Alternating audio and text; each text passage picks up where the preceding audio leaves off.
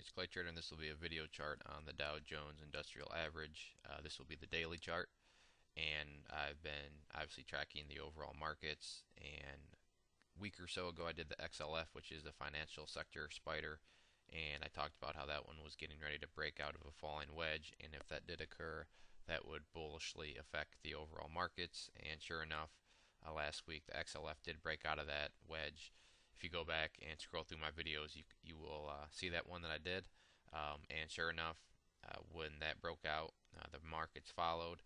As we all know, financials play a large part in this. And on that note, also, the interesting part is financials have kind of been going sideways and downwards the past couple of days, yet the market continues to show strength. So this is a good sign, and it's good when financials are going down, but the overall market's still going up.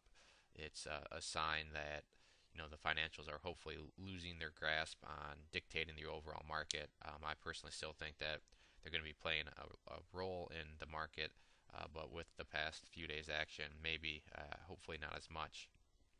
But this video will just be kind of getting us updated on where we're at in terms of support and resistance levels, and what we want to see, what we don't want to see, and this will all be from a going long perspective. So I'm not going to be saying I hope to see things fall apart. So keep that in mind if you're a short. I'll be going kind of counterproductive in terms of what you would be hoping for. So the first thing to note is we finally put an end to this downfall here. Obviously, we had this downwards channel that was just slowly taking us downwards, and I also did a video that was kind of warning about a possible bigger collapse and things, because we are getting near this support area right here.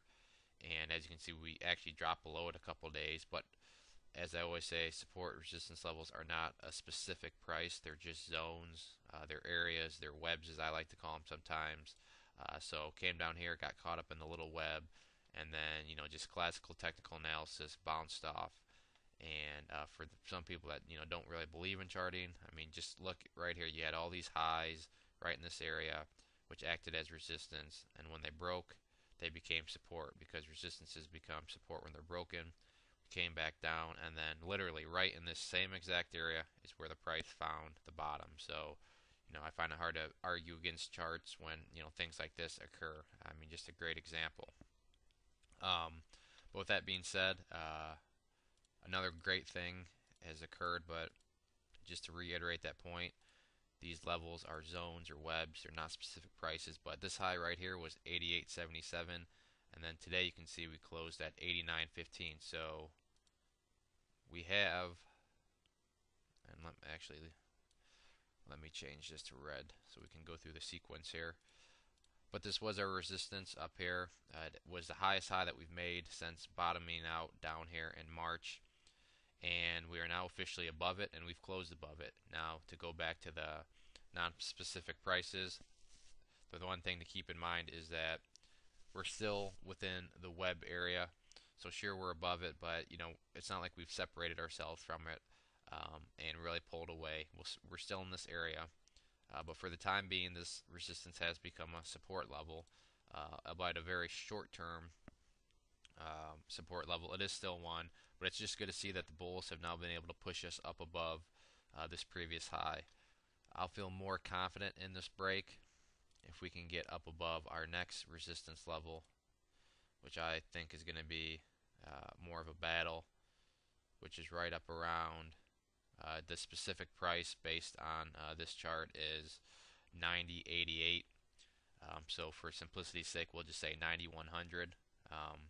But I will have complete confidence in this break if we can get above our next resistance level, which is up here at 9100. Once again, specific price is 90.88, but just for simplicity and argument's sake, we'll just say 9100.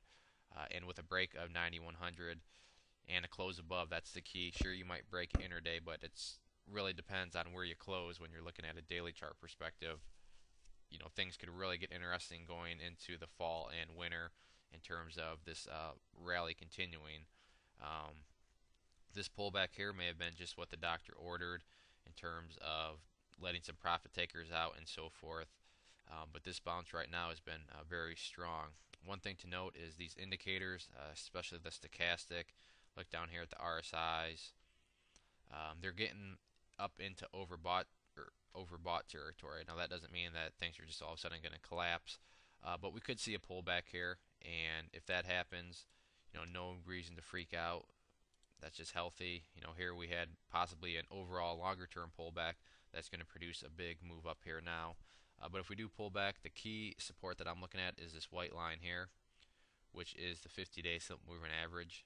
And I'm going to just draw this green line there. Currently that is valued right here at 8495, so we'll just say 8500. For the next couple weeks, next month, whatever, as long as we stay above 8500, then I'm still going to feel good about this upwards move. Who knows, maybe we'll just keep going up, but there's got to be a pullback at some point in time. So for my personal kind of feel good level is going to be 8500, and as long as it stays above there on any sort of pullback, then no worries as far as I'm concerned. I'm still going to feel bullish and feel good about this new move that we've had that's taken us to new highs compared to what we did back here in early June. The other thing to note is just down here also, the MFI, which stands for Money Flow Index 7, is just shooting straight up. That just shows that money is pouring in. You have the 14, which is a longer time period, so it takes a little bit more to get going. But the one interesting part is, notice this downtrending channel here. And then what I'm going to do is grab a line here and do this. So keep in mind at this point here, and then let's look up what the price was doing. Remember, this line is sloping upwards, and this is the money flow. This line is sloping upwards, and look what this channel was doing, sloping downwards. So this is a great example of a positive divergence. An indicator was sloping upwards while the actual price was going down, and this is one of these things where you can use these as more of a forecasting kind of predictor. I'm careful when I use the word predictor because every time you see this doesn't mean that there's going to be a big bounce or anything like that. But seeing this, it was showing that money flow was trending upwards while the price was going down. So I can't say that I'm totally surprised to see such an explosive move, because although the price was going down, there was money accumulating this and building up. So this move could still have quite a bit of room left in it. But like I said, I'm just going to watch 8500. I'd encourage you to look down in the post and check out the post or the link that shows you the free ebook. Click on that and you just sign up for my newsletter, and you'll get all sorts of good charts, hot stocks out there, and so forth. And you'll be able to stay in the loop on stuff like this, because sometimes I'll send out personal articles that I don't post anywhere else, but just to my subscriber list on things. So I'd encourage you to check that out. But if you have any other questions on the Dow or any of the other major indices, shoot me a message and I'll do my best to help you out. But once again, this was a daily chart perspective of the Dow Jones Industrials.